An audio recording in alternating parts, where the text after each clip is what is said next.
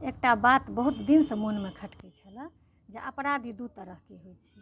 एकटा जे छीन छपट कऽ कऽ लोकके जान लऽ लै छै तऽ ओकरा तऽ सब मानै छै अपराधी छै।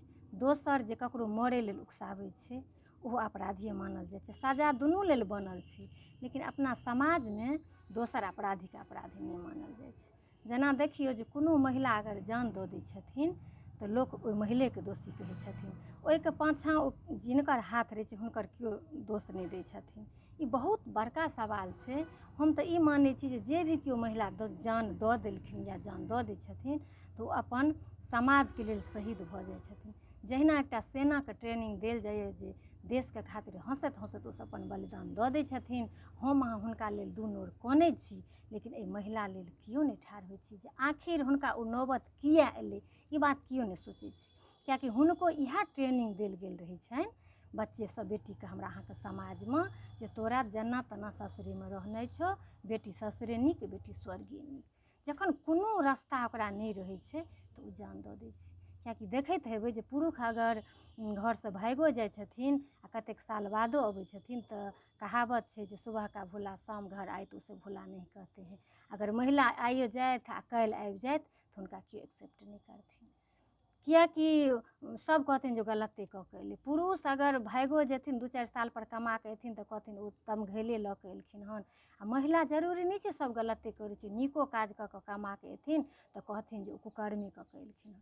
तऽ एहि तरहके धारणा छै अपना समाजमे। तऽ हमरा लागल जे एहि तरहके बात से हम राखी। हमरा बहुत दिनसँ मोनमे चलै छलै हन जे भी केओ महिला जान देलखिन हन तऽ ओ अपन समाजके लेल देलखिन। हम तऽ वएह मानै छी जे ओ शहीद भऽ गेलखिन हँ, किएकि हुनका कतहु कोनो रास्ता नहि रहलै कि ओ की करथिन।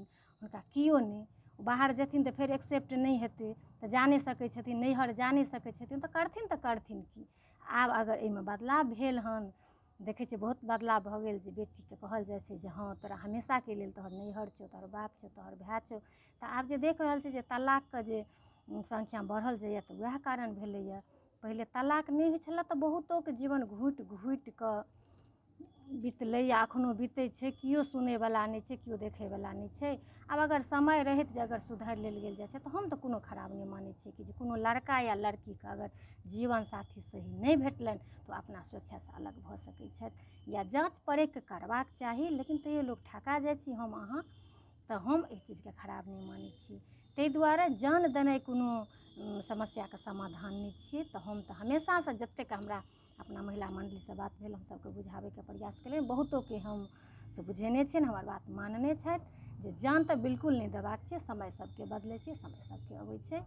तऽ हमर इएह माननाइ अइ जतेक भी हमर माँ बहिन देलखिन हुनका दिलसँ हम सैल्यूट करै छियनि जे ओ व्यवस्थामे अपन जान देलखिन तऽ खराब नजरिसँ नहि देखल जाय। बिल्कुल जब भी केओ गलत नजरिसँ देखै छियनि तऽ अपन अपन धारणा बदलैके कोशिश करू जे नहि, ओसब अपन समाजके रक्षा करै लेल, अपन इज्जतके रक्षा करै लेल, अपन संस्कृतिके रक्षा करै लेल अपन खुशी खुशीसँ अपन जान देब सुलभ बुझै छथिन, किएकि कोनो रास्ता नहि रहै छै।